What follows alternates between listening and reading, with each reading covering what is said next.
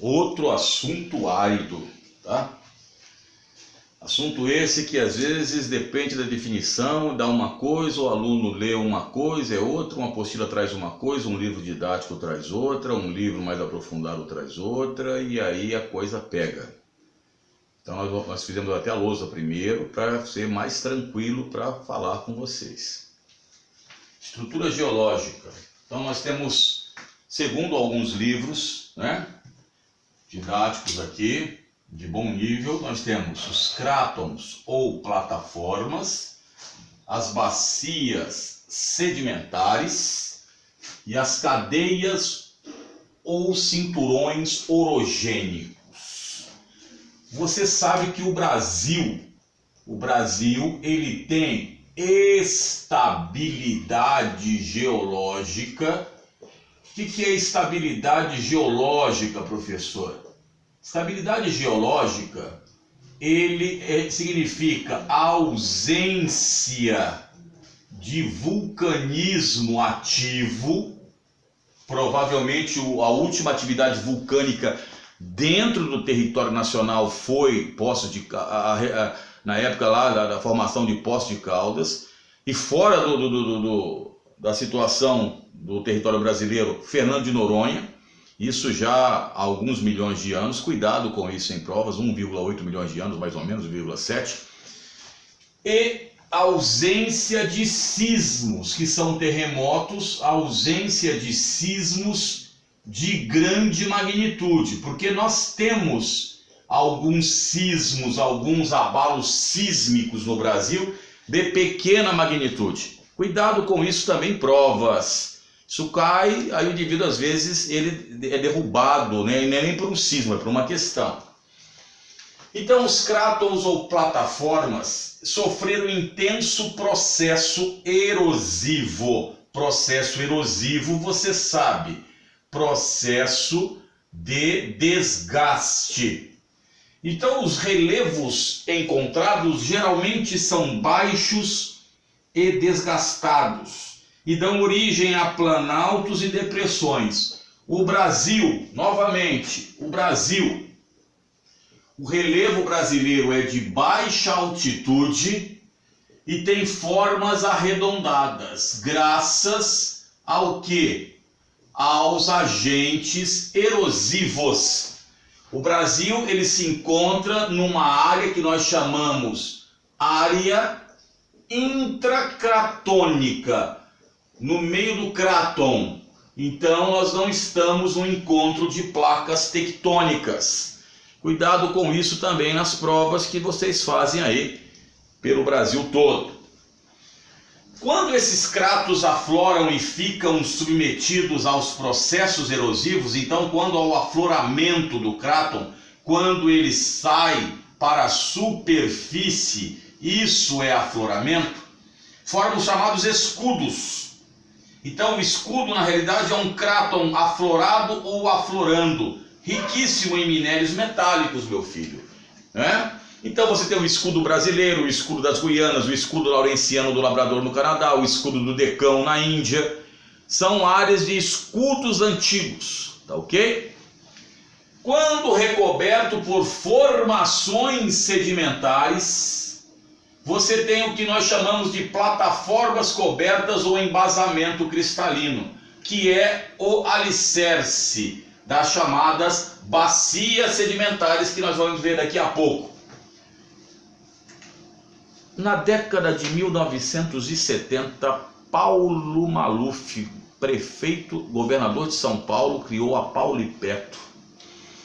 E na criação da Paulipetro, 70 ou 80, não me lembro mais, na criação da Paulipetro, Paulo Maluf disse que iria descobrir petróleo no interior de São Paulo, porque ele achava que, como aqui eram bacias, aqui era a bacia paranaica, formada no Paleozoico, teríamos um petróleo chamado petróleo antigo do Cretáceo. Isso não aconteceu, até porque o petróleo, quanto mais antigo for a jazida petrolífera, mais difícil sua prospecção. Entretanto, achamos depois no pré-sal em Santos, mas no mar, não no interior do continente. Lembrando a vocês que a primeira O primeiro poço petrolífero escavado no Brasil foi na cidade de Bofete, próximo à região de Sorocaba. E que Monteiro Lobato, para quem não sabe, aquele que escreveu O Sítio do Pica-Pau Amarelo, ele foi jornalista, se não me falha a memória, do estado de São Paulo, e ele dizia que nós tínhamos condições de ter petróleo, e ele foi acusado quase como um ato subversivo e ficou preso por isso, tá? E aí depois, em 1938, na Bahia, o pessoal escava o primeiro poço petrolífero que dá alguma coisa realmente, né, em termos financeiros, e dá o nome ao Poço de Lobato, na Bahia.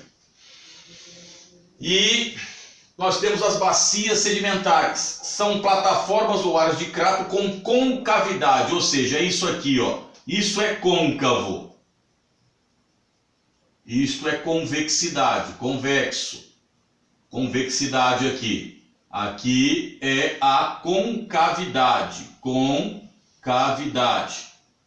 Então a bacia, ela vai ser preenchida por detritos de várias origens, fluvial de rios, detritos marinhos, de ventos eólico, glacial, vulcânico e lacustre. E aí vai formando aqui essas bacias sedimentares, que essas áreas de bacias sedimentares são importantíssimas porque tem as grandes jazidas de combustíveis fósseis.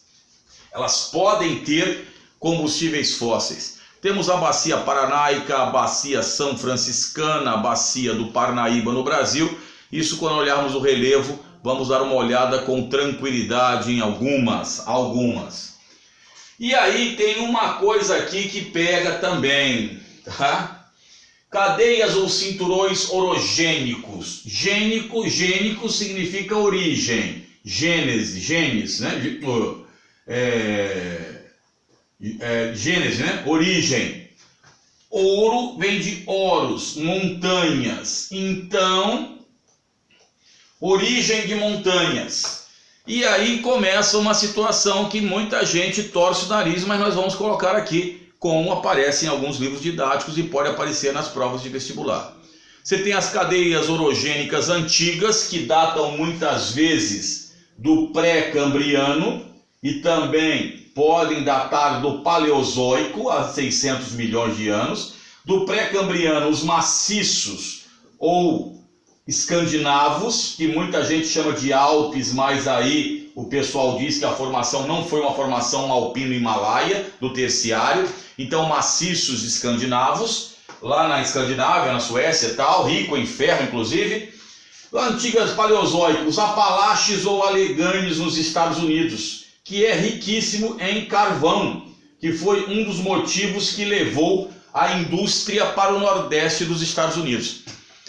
Alguns autores consideram também o complexo que nós temos dos planaltos e serras do Atlântico Leste e Sudeste, em outras palavras, a Serra do Mar e a Serra da Mantiqueira, como estruturas geológicas antigas, uma formação de uma cadeia orogênica antiga.